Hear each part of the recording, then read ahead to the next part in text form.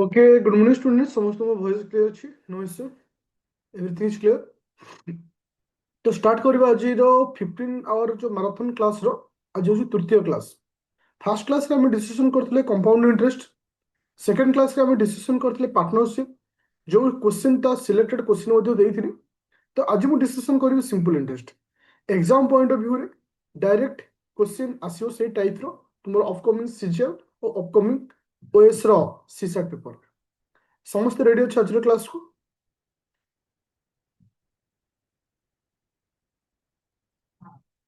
समस्त रेडी अछ no issue no doubt thank you तो स्टार्ट करियो आज क्लास को फास्ट हमें किसी कांसेप्ट को डिस्कशन करियो तापर हमें क्वेश्चन को जिबा समस्त रेडी थैंक यू देखो समस्त हेडिंग दियो सिंपल इंटरेस्ट हमें सिंपल इंटरेस्ट कहा कहबा लास्ट क्लास रे मत मानको बतैथिली जे कंपाउंड इंटरेस्ट कहा कहा जाय तो कंपाउंड इंटरेस्ट होची सुधर सुध किंतु सिंपल इंटरेस्ट होची ओनली इंटरेस्ट मु कहली प्रिंसिपल अछि केते ना 10,000 टंका रेट ऑफ इंटरेस्ट केते अछि ना 10%। टाइम होची केते वर्ष ना 3 वर्ष ताहले मन रख सिंपल इंटरेस्ट रे सब बेले पई 1 ईयर रो इंटरेस्ट आगे बाहर करियो ताहले 1 वर्ष रो पैसा केते आसिला ना 10,000 रो 10,000 रो 10% केते होची कहले ना 1,000 टंका तो वर्षकर सुध होची मोर 1,000 टंका तो मु केते वर्ष पई सुध नेछि ना 3 वर्ष पई माने इंटू 3 ताहले एउठु मु क्लियर हेली जे गोटे वर्षर सुध जहाँ सब वर्ष से ही था सब वर्ष से थाए सपोज गोटे वर्षर सुध मोर बाहर 200 टंका कहले से 5 वर्ष पचार इंटू 5 तार्थ एति गोटे जिनिस को मन रखियो कौन भी क्वेश्चन दे थाओ प्रथम हमको कौन डिटेक्ट करियर अछि बा कौन बाहर करियर अछि 1 ईयर रो सिंपल इंटरेस्ट मते बाहर करियर अछि सपोज तुम गोटे क्वेश्चन देछि जे प्रिंसिपल होछि 1,000 रेट ऑफ इंटरेस्ट होछि 10%, टाइम होछि 1 डे ताले केन बाहर करियो रिजल्ट कोन हो स्पीड रे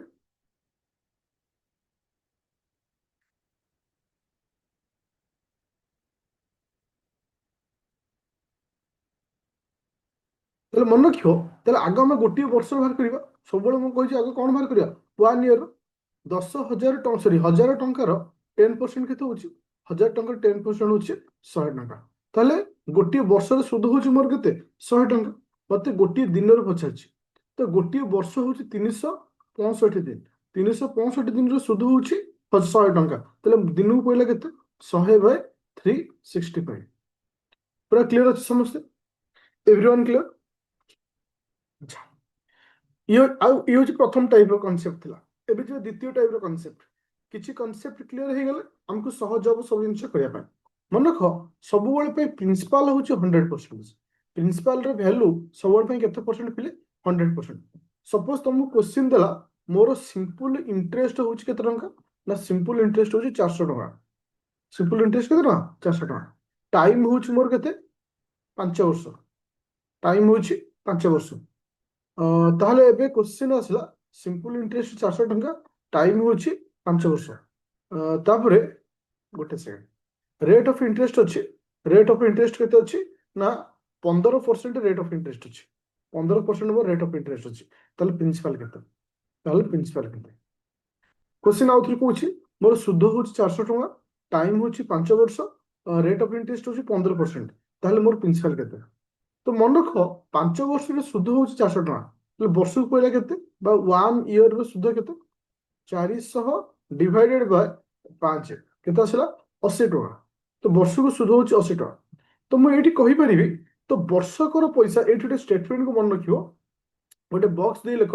जे सब मन रख rate of interest is equal to rate of interest value सब पे कहा सहित समान हम गोटे वर्षर सिंपल इंटरेस्ट सहित सब समान रहे रेट ऑफ इंटरेस्ट सब कहा सहित समान हम गोटे वर्षर सिंपल इंटरेस्ट सहित समान हो ताहले आमे कहि परिबा 15% इज इक्वल टू 80 टंका ताहले 1% होछि 80 बाय 15 सिमिलरली मते कहार मूल्य बाहर करे अछि 100% इंटू 100 5 रे कले 3 आसुचे 5 रे कले केते होछि ना 16 आसुचे okay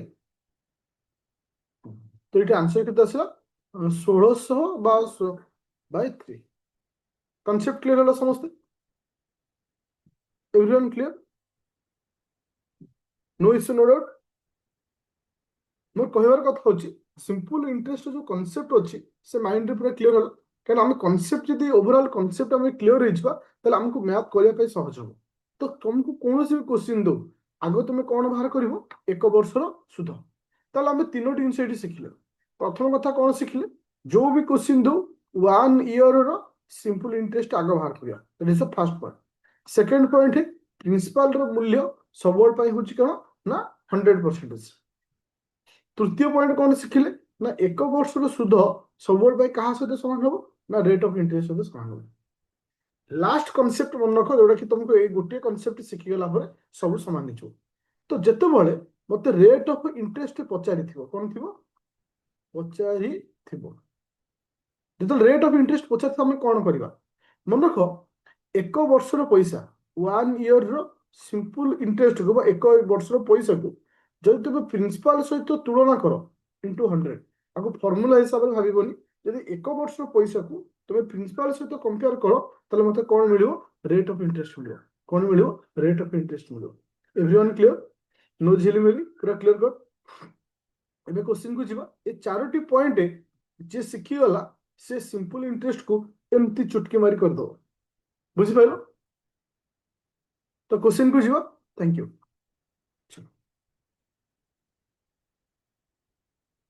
question number 1 quick question number 1 fast question को पढ़िबो आंसर पछे न करो किंतु क्वेश्चन को पढ़िबो जे क्वेश्चन को न पढ़िबो मते प्रॉब्लम हो बुझिया रे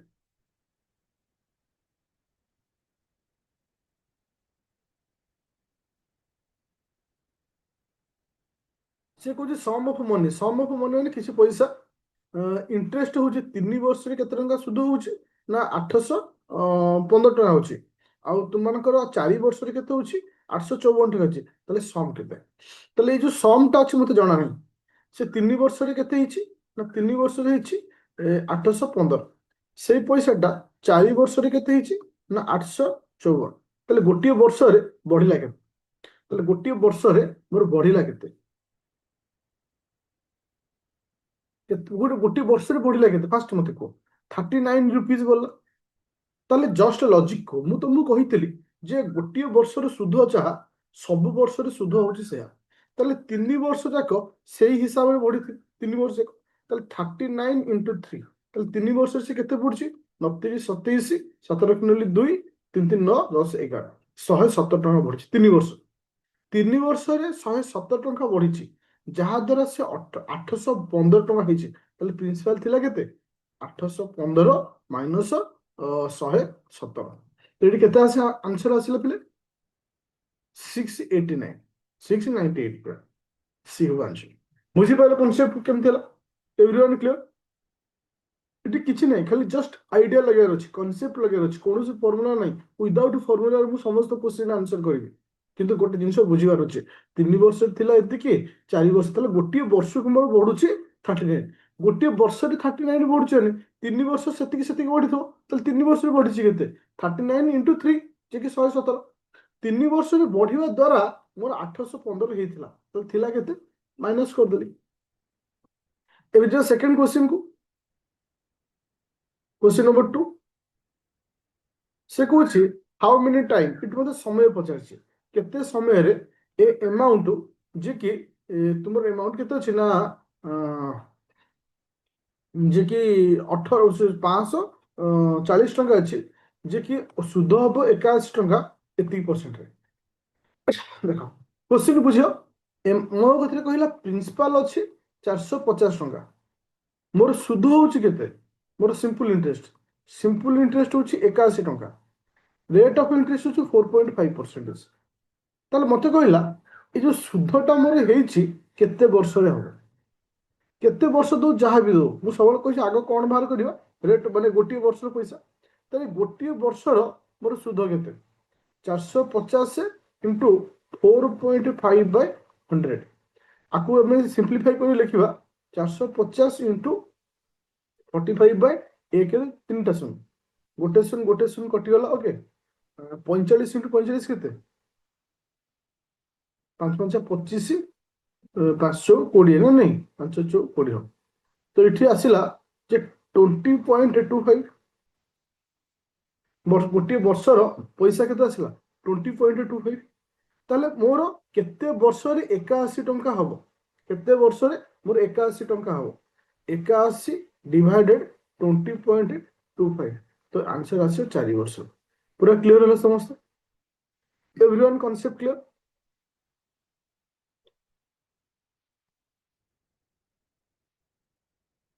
ଆଉ ଏତିକି ଯୋଉ କୋଶ୍ଚିନ୍ ଦେଇଛି, ଯଦି ଗୋଟେ ପିଲା ଏତିକି କୋଶ୍ଚିନ୍ କୁ ସଲ୍ୟୁସନ ବି କରିଦେଲା, ତାକୁ ଆଉ କିଛି ଦରକାର ନାହିଁ, ଏକ୍ସାମ୍ପଲ କୁ ଯିବ, ଏ କନସେପ୍ଟ କୁ ନେଇକି ଆସିବ। ତ ତୁମେ କହିବ ଯେ ସାର୍ ଏଇ ଡାଇରେକ୍ଟ କୋଶ୍ଚିନ୍ ଆସିବନି, ଡାଇରେକ୍ଟ ନାହିଁ, ସମାନ କନସେପ୍ଟ ଏକ୍ସାମରେ ଆସିବ, ବଟ୍ ତୁମେ ତାକୁ କରିପାରିଲେ ହେଲା। ତ ସେତିକିବେଳେ କରିପାରିବ ଯଦି ତୁମେ ପ୍ରାକ୍ଟିସ ରଖିଥିବ। ଆଜି କରିବ, 15 ଦିନ ପରେ ସାତ ଜନ୍ମ ହବନି ମ୍ୟାଥ। क्वेश्चन नंबर 3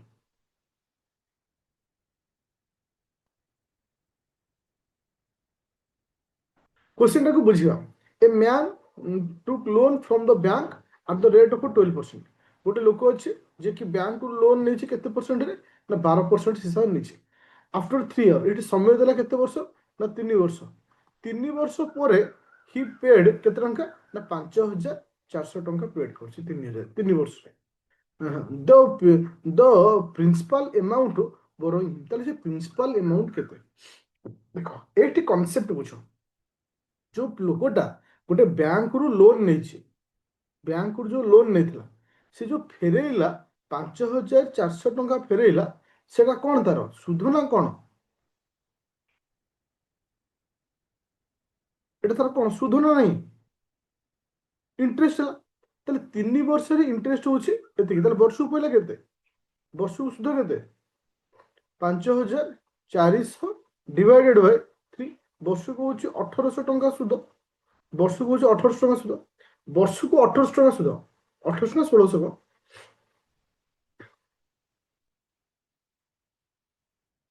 1,800 ତ, 3 24 ଠିକ ଅଛି, 1,800।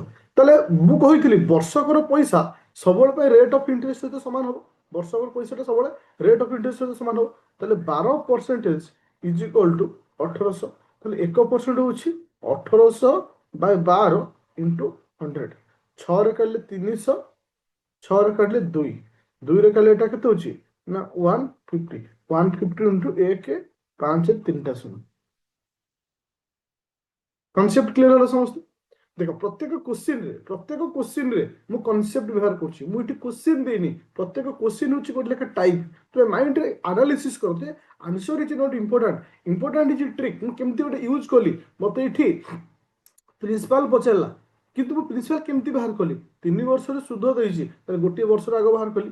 ତ ତୁମ ମାଇଣ୍ଡ ଏଇଭଳି ଚାଲିବା ଦରକାର ଯେ ଏଇଭଳି ମ୍ୟାଥ ହଉଛି, ନିଜ ବ୍ରେନ୍କୁ ଖୋଲିବାକୁ ପଡିବ। ଯଦି ନ ଖୋଲିବ ଭାବିବ ଯେ ଆନ୍ସର କେମିତି ବାହାରୁଛି, ଏ ଜନ୍ମ କଣ 7 ଜନ୍ମ ବି ନବ ମ୍ୟାଥ ହବନି। ମୁଁ ତୁମକୁ କହିଦଉଛି, କାରଣ ଯେତେ ସବୁ ମ୍ୟାଥ ଟପିକ ଅଛି ତୁମେ ଘୋଷି ଦବ, କିନ୍ତୁ ମ୍ୟାଥକୁ କେବେ ଘୋଷି କରିପାରିବନି।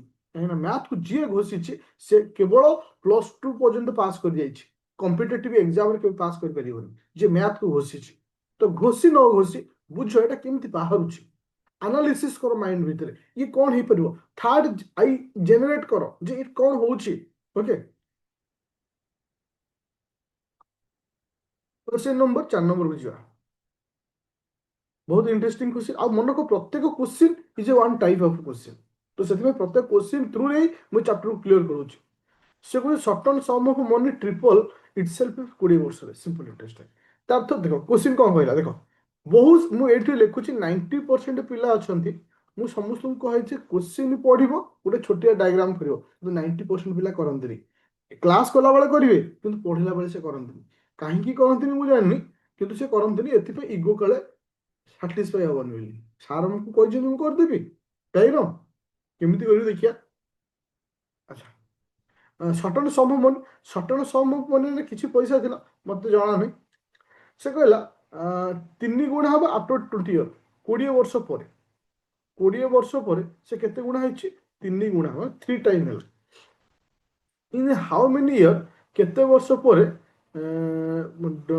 Became double itself same simple interest. ତାହେଲେ କେତେ ବର୍ଷ ପରେ ସେ ଡବଲ ହବ, କେତେ, वर्ष जदि 20 वर्ष जदि 3 गुणा होचे केते वर्ष से 2 गुणा हम देख मु कहली सपोज थिला 100 टंका 100 टंका नहीं पार 1 टंका नहीं पार किछि भी नहीं पार 100 टंका 3 गुणा हला माने केते टंका हला 300 टंका हला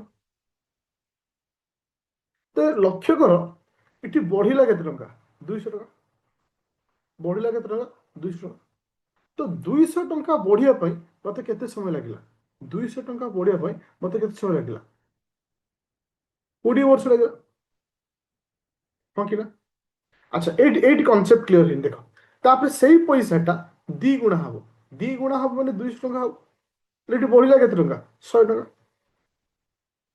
तो मते को 200 टंका हबा पई 20 वर्ष लागुची 100 टंका हबा पई केते वर्ष लागियो तो 200 टंका हबा पई 20 वर्ष लागुची टंकाटा हबा पई 20 वर्ष बाय 200 100 टंका हबा पई इंटू 100 काहेकि क्वेश्चन फॉर्मेटटा कली एटा कांसेप्ट एटा शिखा जे एटा केमिति हैला दुईटा शून्य एटी केते वर्ष हला 10 वर्ष बुझी पाइले समस्ते हाँ कि ना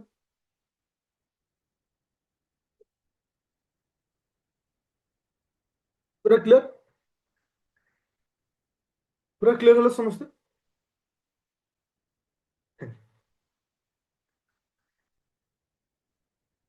देखो एपर्यंत कौन फर्मूला मुझे यूज करनी है क्लास एंड रे मध्य से करी कौन फर्मूला यूज करनी तो माइंड को पूरा क्लियर करने चाहिए पूरा conceptually clear okay question number 5 number से कहला ए मनी डबल इट्स पूर्व क्वेश्चन जहाँ थिला यूज से type question a money double itself 8 year in how many time 5 time माने 5 गुणा हो किछि पैसा थिला डबल है माने इंटू 2 केते वर्ष रे ना 8 वर्ष रे ताले 100 टंका थिला हेला केते टंका 200 टंका हला तो मोर कहवा कथा होची इठी बढ़िला केते टंका 100 टंका बोलला 100 टंका बढ़िया पई केते वर्ष लगिला ना 8 वर्ष लगिला एबे चलो नेक्स्ट पॉइंट को सेई 100 टंकाटा केते गुणा हबो जो लिखा छै हाउ मेनी 5 गुणा हबो 5 गुणा माने इंटू 5 हबो 5 हेले केते होची ना 500 होची ताले ताले केते बोलला ना इठी 400 टंका बोलला देखो लॉजिक देखो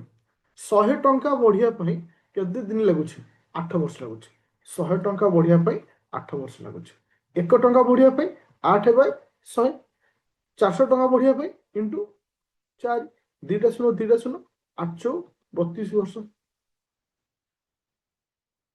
पूरा क्लियर पूरा क्लियर पूरा कॉन्सेप्ट क्लियर नो जिली पूरा क्लियर कर थैंक यू अच्छा एबे जी नेक्स्ट क्वेश्चन को क्वेश्चन नंबर 6 नंबर क्वेश्चन को 6 नंबर क्वेश्चन कौन देला देखो सम ऑफ एतिकी अमाउंट इन एतिकी 8 year at the rate of simple interest what is the rate of interest देखो सब जब मुझे डायग्राम तैयारी करी मोर आंसर हो मो पैसा अच्छी 12,500 टका से पैसा केते हम ना 15,500 टका ये बढ़ला केते टका 12,500 टका थिला हला 15,500 बढ़ला केते 3,000 टका बढ़ला ये जो 3,000 टका बढ़ला केते वर्ष 4 वर्ष एबे मते पचारि रेट ऑफ इंटरेस्ट मन पकाओ पिले मु रेट ऑफ इंटरेस्ट कही कौन करने वर्षकर पैसा को मूलधन सहित कंपेयर करवा वर्षकर पैसा आगे बाहर करवा एक वर्षर पैसा ताले मोर केते आसिला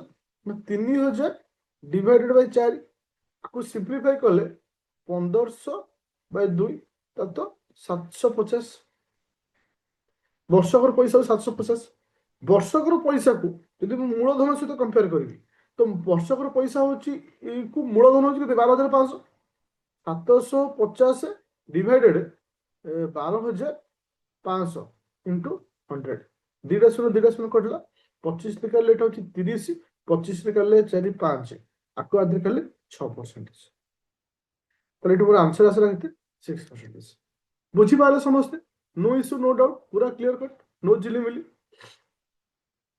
तो मु कांसेप्ट बुझिया सहित प्रत्येक क्वेश्चन थ्रू रे कांसेप्ट बुझौची केमिति डबल वाला क्वेश्चन देथिले केमिति करा जाय ए सब जिंस जदि गोटे पिला ऑनेस्टली सहित ए क्वेश्चन बा ए क्लास को जदि भलसे से देखियो जे एक्चुअली क्वेश्चन ए भल रहिले केमिति सॉल्यूशन होची ए फॉर्मेट एति के से बुझी गला त लाइफ रे कोनोसी टीचर आवश्यकता नहीं त लाइफ रे कोनोसी क्वेश्चन रे आवश्यकता नहीं से सब जिंस कर परिबो एबे जीवा नेक्स्ट क्वेश्चन एबे जो क्वेश्चन अच्छी आपको मु कॉपी पेस्ट करछि कारण एटा सीजीएल और ओएस रे सब क्वेश्चन ओके एटा तुमको रियलिटी आवा दरकार जे एक्चुअली एवडी क्वेश्चन सीजीएल रे भी आसुछि पूर्व जो क्वेश्चन एटा एसएससी रे क्वेश्चन थला देखो ये देछि सिंपल इंटरेस्ट मते पचाछि कोन simple interest at the rate of x percentage तो रेट ऑफ इंटरेस्ट देला केते ना x percentage x year time देला केते ना एक्स ईयर विल बी ताले सुध मोर हैला केते सिंपल इंटरेस्ट हैला मोर एक्स ऑन द सम মানে এটি ইনডাইরেক্টলি মতে কোন পচারছি সম পচার তো simple interest at the rate of x percentage okay okay simple interest at the rate of x% of x year will be x on the sum of মানে sum পচারছি দেখো মু প্রিন্সিপাল को p বেল নেলি দেখো মু প্রিন্সিপাল को p বেল নেলি p প্রিন্সিপাল रो x परसेंटेज মানে x by 100 ইনটু সময় কেতে বর্ষ না x বর্ষ তাহলে রেজাল্ট হবে কেতে না x কাই না মোর সুধটা বাহারিব x না এই ইকুয়েশন সমস্ত বুঝি পাইলো প্রিন্সিপাল को p নেলি x परसेंटेज মানে x by 100 কেতে হলা না x বর্ষ পাই কেতে হলা না x এবে আমি সিম্পলিফাই করিয়া তো p into x square by 100 is equal to x তাহলে p হলা কেতে না তোমার এটা উল্টি যাব x into 100 by x square গোটে x কটি গলা তো आंसर होची 100 बाय x आंसर होची 100 बाय x पूरा क्लियर होला समझते everyone clear no issue no doubt पूरा क्लियर थैंक यू ओके एबे जो नेक्स्ट क्वेश्चन देखो क्वेश्चन को गला there is a 60% increase the amount in 6 year in simple interest what will the compound interest 12,000 टंका after 3 year same rate of interest देखो इटी दीटा कथा कहूँ गोटे सिंपल इंटरेस्ट कथा कहूँ आ गोटे कौन कहूँ कंपाउंड इंटरेस्ट कथा कहूँ कहीं दीटा कथा कहूँ ना कंपाउंड इंटरेस्ट 12,000 टंका रो 3 वर्ष केते हम क्या डिपेंड कर सिंपल इंटरेस्ट उपर डिपेंड कर कौन पाई ना रेट ऑफ इंटरेस्ट जे माने सिंपल इंटरेस्ट रे जतिक रेट ऑफ इंटरेस्ट अच्छी से अप्लाई कर मत को पिले ये कहला there is 60% increase the amount 6 year तो 6 वर्ष रे 60% बढ़ला तो वर्ष केते परसेंट बढ़ुची 1 year को केते बढ़ुची 10% ताले मुडी कोन भाई गली रेट ऑफ इंटरेस्ट केते ना रेट ऑफ इंटरेस्ट होची 10% सरसी खेलो अच्छा 12,000 रो कंपाउंड इंटरेस्ट कांसेप्ट कहितली 110 by 100 into 110 by 100 into 110 by 100 दीटा सुन कटिला गोटे सुन 12 इनटू 11 इनटू 11 तो केते आसुची तीनटा को मल्टीप्लाई करले केते होची आंसर को जल्दी तीनटा को मल्टीप्लाई करले चारटा को मल्टीप्लाई करले केते होची 15,972 ताले मते को पिले थिला 12,000 भाला 15,972 ताले सुध केते ना 3,972 पूरा क्लियर हलो 3,972 नो झिली बोली पूरा क्लियर कर पूरा क्रिस्टल क्लियर ये समस्त क्वेश्चन ओएस और सीजीएल है चलो सीजीएल नेक्स्ट क्वेश्चन देखो क्वेश्चन नंबर 138 को different between compound interest and simple interest 18,000 टंकार इन 2 year एतिकी find the rate of interest देखो पैसा केते अछि ना 18,000 टंका अछि दुई जन को डिफरेंट केते वर्ष रे ना 2 वर्ष मु नेली x परसेंटेज कोन नेली x परसेंटेज ताहले सिंपल इंटरेस्ट केते हबो ना 18,000 टंकार x परसेंटेज केते 180x ये हो 180x ओके तो ये हला के से तुम मानकर हमरो कंपाउंड सिंपल इंटरेस्ट तो सही बड़ी हमें कंपाउंड इंटरेस्ट करबा कंपाउंड इंटरेस्ट सिंपल इंटरेस्ट प्रथम वर्ष जहाँ कंपाउंड इंटरेस्ट प्रथम वर्ष से कहीं 180x 18,000 ଟଙ୍କାର x% ଆମେ ଆଗ ବାହାର କରିବା। ଇ ବି ସେଇ 180x ବାହାରୁଛି, 180x ପ୍ରଥମ ବର୍ଷ। ଦ୍ୱିତୀୟ ବର୍ଷ କ'ଣ ହବ ନା 180x। ବର୍ତ୍ତମାନ 180x ର x% ବାହାର କରିବା ନା ନାଇଁ, ଗୋଟେ ଶୂନ କଟିଗଲା, 18x²/10।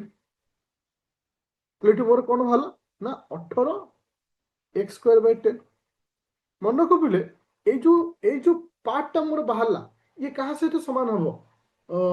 405 ସହିତ ସମାନ ହବନି କି? କାହିଁକି ନା ସିମ୍ପଲ ଇଣ୍ଟରେଷ୍ଟ ଆଉ କମ୍ପାଉଣ୍ଡ ଇଣ୍ଟରେଷ୍ଟର ଯୋଉ ଆମେ ଷ୍ଟ୍ରକ୍ଚରକୁ ଲକ୍ଷ୍ୟ କରିବା, ଆକ୍ଚୁଆଲି ଡିଫରେଣ୍ଟଟା ସେମ୍ ନୁହେଁ କି? ଦୁଇ ଜଣଙ୍କର ପ୍ରଥମ ବର୍ଷ ସମାନ ଥାଏ, ଦ୍ୱିତୀୟ ବର୍ଷ ଦୁଇ ଜଣଙ୍କର ସମାନ ଥାଏ, କିନ୍ତୁ କମ୍ପାଉଣ୍ଡ ଇଣ୍ଟରେଷ୍ଟରେ ସୁଧର ସୁଧ ଯୋଉ ଲାଗୁ ହୁଏ ସେଇଗୋଟାକ ହିଁ ଡିଫରେଣ୍ଟ ହେଇଥାଏ। ତାହେଲେ ଆମେ କହିପାରିବା 18x²/10 ଇଜ ଇକ୍ୱାଲ ଟୁ 405। ତ 18x² is equal to 405 into 18, so that x² is equal to କେତେ ଆସିଲା ନା 400, 10 ନା 405 into 10 divided by 18। ଆଚ୍ଛା, ଆକୁ 2ରେ କଲେ ଏଟା ହଉଛି 9 ହଉଛି, 2ରେ କଲେ ଏଟା ହଉଛି 5 ହଉଛି। 5 କୁ ମଲ୍ଟିପ୍ଲାଇ କରି ଦେଖିଲେ କେତେ ହଉଛି? 5 into 405 କେତେ ହଉଛି? 5। ସବୁ ଜାଗା କଟାକଟି କରିଦେବ, ତୁମର ଏଠି ବାହାରିଯିବ ମାନେ ନ୍ୟୁମରେଟରଟା କେତେ ଆସିବ? 200, ନ୍ୟୁମରେଟରଟା କେତେ ଆସିବ? 2000 ଏତିକି। ଆଚ୍ଛା, ତଳଟା ଆସିଲା କେତେ ନା 9। ଆର ସ୍କୋୟାର ରୁଟ୍ କେତେ ହେଲା? 2025 ର ସ୍କୋୟାର ରୁଟ୍ କେତେ ଆସୁଛି? 2025 ର ସ୍କୋୟାର ରୁଟ୍ କେତେ? 45। Thank you. 3 ର ସ୍କୋୟାର ରୁଟ୍ ହଉଛି 3, ଆକୁ କାଟିଦେଲେ ଏଟା କେତେ ହଉଛି ନା 15। ଆନ୍ସର ହଉଛି 15। ବୁଝିପାରିଲେ ସମସ୍ତେ କେମିତି ହେଲା? Okay, thank you. ସେଟା କାଲକୁଲେସନର କାମ ଏଠି, ଆଉ ଏଠି ଆଉ କିଛି ନାହିଁ। ଏବେ ଯିବା ନେକ୍ସଟ କ୍ୱେଶ୍ଚିନ୍ କୁ। क्वेश्चन नंबर 150 नंबर, माने जो आज पर तो एग्जाम अनुसार a man take a loan for 12% simple interest 3। A question हमें करथिले बा कोन थरटा 15,000 हो। हां, थैंक यू। चलो एबे जे नेक्स्ट क्वेश्चन को से कहला एटा कंपाउंड इंटरेस्ट रे रहला। कंपाउंड इंटरेस्ट फॉर द एती टंका रो एती टंका हबो, एटा कंपाउंड इंटरेस्ट रो एटा करबो। जे तो सिंपल इंटरेस्ट क्लास में करूची, এটা কম্পাউন্ড ইন্টারেস্ট ମୁଁ ଯୋଉ କରେଇଥିଲି, এটা କମ୍ପାଉଣ୍ଡ ଇଣ୍ଟରେଷ୍ଟ କ୍ୱେଶ୍ଚନ ରହିଯାଇଛି, ପ୍ରଥମେ ସଲ୍ଭ କରିବ। 6% ହବ ଆନ୍ସରଟା, କାରଣ କମ୍ପାଉଣ୍ଡ ଇଣ୍ଟରେଷ୍ଟ ବତେଇଥିଲି ଏଟା। ଆଚ୍ଛା, ଏବେ ଆସିଲା ଗୋଟେ ବଢିଆ କ୍ୱେଶ୍ଚନ ଟେ। କ'ଣ କ୍ୱେଶ୍ଚନ ଆସିଲା ଦେଖ, ସୁରେଶ ବୋର କରିଛି 36,000 ଟଙ୍କା from more at the rate of 6% ଇଣ୍ଟରେଷ୍ଟରେ। Then what is the total amount Suresh to pay at the end of 4 year. ଦେଖ, ଦୁଇ ଜଣ ସାଙ୍ଗ ଅଛନ୍ତି, ଜଣଙ୍କ ସାଙ୍ଗର ନାଁ ହଉଛି କିଏ? ସେ ସୁରେଶ। ଆଉ ଗୋଟେ ଜଣଙ୍କ ସାଙ୍ଗର ନାଁ ହଉଛି କିଏ? ସେ ନା ମହେଶ। ମହେଶ ଠାରୁ ସୁରେଶ କେତେ ଟଙ୍କା ନେଇଛି? 36,000 ଟଙ୍କା ନେଇଛି। ଓକେ, କେତେ ସୁଧରେ? 6%ରେ। ଟାଇମ୍ କେତେ ବର୍ଷ ନା 4 ବର୍ଷ। ସେ କହିଲା 4 ବର୍ଷ ପରେ କେତେ ଟଙ୍କା ଫେରେଇବେ। ଆଗ ସବୁବେଳେ କ'ଣ କରିବା? ଗୋଟିଏ ବର୍ଷ ସୁଧ 36,000 ଟଙ୍କାର ଗୋଟିଏ ବର୍ଷ ସୁଧ କେତେ ହଉଛି? 2ଟା ଶୂନ 2ଟା ଶୂନ କଟିଗଲା, 0 ହଁ, ଗୋଟେ ବର୍ଷ ସୁଧ କେତେ ଆସୁଛି? 0 ଶୂନ 636, 6 ରଖିଲେ 3, 7 18, 20 21। ତ ଏଠି ଗୋଟିଏ ବର୍ଷର ସୁଧ ହଉଛି ତୁମମାନଙ୍କର 2160 ଟଙ୍କା। 2160 ହବ ନା 2160। ତାହେଲେ 4 ବର୍ଷରେ କେତେ ହବ? Into 4 into 4, 0 6 24 4 2 4 6 8। ତ 4 ବର୍ଷରେ ମୋର ସୁଧ ହଉଛି 8,640 ଟଙ୍କା। ତାହେଲେ ମୋ କତିରେ ଥିଲା କେତେ ଟଙ୍କା? 36,000 ଟଙ୍କା। ତାହେଲେ ମୁଁ ଫେରେଇବି କେତେ? 36,000 ଟଙ୍କା ତା ସହିତ 8,640 ଟଙ୍କା। 0 4 6 8 6 14 4 1 4, 44,640 ଟଙ୍କା ମୁଁ ଫେରେଇବି। ପୁରା କ୍ଲିୟର ସମସ୍ତେ? नो चिल्ली मिली, पूरा क्लियर कट, पूरा क्रिस्टल क्लियर। Thank you. तो तापर क्वेश्चन बेसी कंपाउंड इंटरेस्ट देछि, एला कांसेप्ट रे करियो। अच्छा, तापर देछि कंपाउंड देछि, कंपाउंड रहि जाछि, कंपाउंड रहि छै। हां, चलो एबे जे नेक्स्ट क्वेश्चन को चलो कोन आंसर को ସେ କହିଛି ଏ କ୍ୱେଶ୍ଚନଟା ତମେ ସମସ୍ତେ ଆନ୍ସର କରିବ କାହିଁକିନା ମୁଁ ଅଲରେଡି ଅଲରେଡି ସମସ୍ତ କନସେପ୍ଟ କହିସାରିଛି ତମମାନଙ୍କୁ। ସେ କହିଛି ଇନ୍ ହ୍ୱାଟ ଟାଇମ୍ କେତେ ବର୍ଷରେ simple interest B 2/5 of the principal 80% per annum ହିସାବରେ 80% ପର ଆନମ୍ ହିସାବରେ ଦେଖାଯାଉ।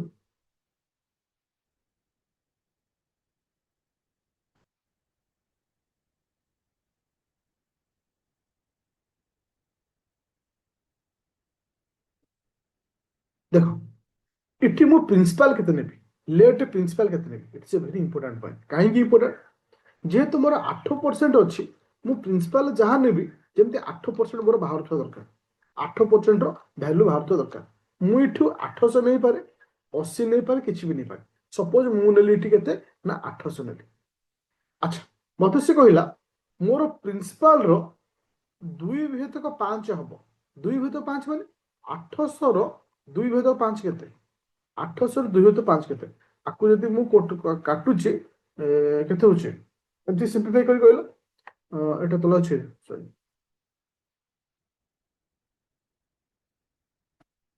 332 ମାନେ ମଲ୍ଟିପ୍ଲାଏ କରି କହିଲେ 5 କି 5 5 6 7 30 ମାନେ ଆକୁ ଆଧାର କାର୍ଡ କେତେ ହଉଛି 30 ହେଲେ 6 ଶୂନ ମାନେ ହଉଛି କେତେ ହଉଛି ନା 160 ହଉଛି ମଲ୍ଟିପ୍ଲାଏ କଲେ 320 ହଉଛି। ଦେଖ ଏଇଠି ଲଜିକାଲ ଦେଖ ଯେ 800 ଟଙ୍କାର ଭ୍ୟାଲୁ 320 ହବ 8% ରେଟ୍ ଅଫ୍ ଇଣ୍ଟରେଷ୍ଟ କେତେ ବର୍ଷ, ତାହେଲେ ବର୍ଷକ ରେଟ୍ ଅଫ୍ ଇଣ୍ଟରେଷ୍ଟ ବାହାର କରିବି 800ର 8%, 8 64, ତାହେଲେ ବର୍ଷକୁ ମୋର ହବ କେତେ ନା 64 ଟଙ୍କା। ତ ମୋର ସୁଧ ହେଇଛି କେତେ 332 320 ଟଙ୍କା, ତାହେଲେ କେତେ ବର୍ଷରେ? ତାହେଲେ 320 ଡିଭାଇଡେଡ୍ ବାଇ 64 କେତେ ଆସିଲା? ଆକୁ ଯଦି ଆମେ କାଟୁଛେ 4ରେ କାଟୁଛେ 80, ଆକୁ 4 କାଟିଲେ 4 କେ 4 24 ଓକେ 18 18 ପଞ୍ଚା 80 ହଁ 5 ବର୍ଷ। ବୁଝିପାରିଲ ନା ବୁଝିପାରିଲନି? ଡିଫିକଲ୍ଟ ହେଲା କି? ଦେଖ ମୁଁ ଲେଟ୍ ନେଲି କେତେ ନା ଲେଟ୍ ନେଲି 800 ଟଙ୍କା, ମୋର ପଇସା ଥିଲା 800 ଟଙ୍କା। ସେ କହିଛି in what time simple interest 100ରେ ଇଜି ହବ ଦେଖିବା। ହଁ 100ରେ ଇଜି ହବ, ମୁଁ ବି 800 ନେଇ କଣ ପାଇଁ କଲି, ସପୋଜ ମୁଁ ନେଲି 100 ଟଙ୍କା ଓକେ, ସିଏ ହବ କେତେ ନା 2/5, 2/5 ମାନେ 100 ଇଣ୍ଟୁ 2/5, ତ ଆକୁ କାଟିଲେ କେତେ ହଉଛି 20 20 ଦୁଗୁଣେ 40, କେତେ ଟଙ୍କା ହବ 40 ଟଙ୍କା ହବ। ରେଟ୍ ଅଫ୍ ଇଣ୍ଟରେଷ୍ଟ କେତେ ଅଛି ନା 8% ରେଟ୍ ଅଫ୍ ଇଣ୍ଟରେଷ୍ଟ ଅଛି। ମତେ କହିଲା 8% ରେଟ୍ ଅଫ୍ ଇଣ୍ଟରେଷ୍ଟ ହିସାବରେ 100 ଟଙ୍କାଟା 40 ଟଙ୍କା ହବ ବା 40 ଟଙ୍କା ସୁଧ ହବ କେତେ ବର୍ଷରେ, ତାହେଲେ ବର୍ଷକର ସୁଧ କେତେ 100 ଇଣ୍ଟୁ 8, ବର୍ଷକ ସୁଧ ହଉଛି 8%, 8% ହଉଛି ବର୍ଷକ ସୁଧ, 40 ଟଙ୍କା ହବ ତାହେଲେ କେତେ ବର୍ଷ ଲାଗିବ 40/8 କେତେ ବର୍ଷ ଲାଗିବ 5 ବର୍ଷ। ଭେରି ଇଜି ହେଲା ସହାୟତା ଆହୁରି, ମୁଁ ଅଧିକ ନେଇକି ଭୁଲ କରିଦେଲି ଓକେ। ଆଚ୍ଛା ଏବେ ଯିବା ନେକ୍ସଟ କ୍ୱେଶ୍ଚିନ୍ କୁ।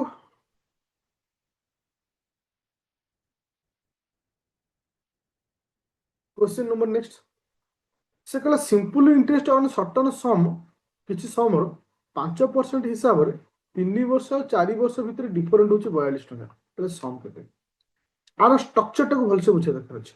किछि पैसा अछि, रेट ऑफ इंटरेस्ट केते अछि ना 5%, 3 वर्षर सुध आउ 4 वर्षर सुध भितर डिफरेंट केते ना 42 टका। मते कह ଯଦି 42 ଟଙ୍କା ହଉଛି ଆଉ ଏ 3 ବର୍ଷ 4 ବର୍ଷ ଭିତରେ ସୁଧଟା ରେଟ୍ ଅଫ୍ ଇଣ୍ଟରେଷ୍ଟ ଡିଫରେଣ୍ଟ କେତେ 5% ରହିବ।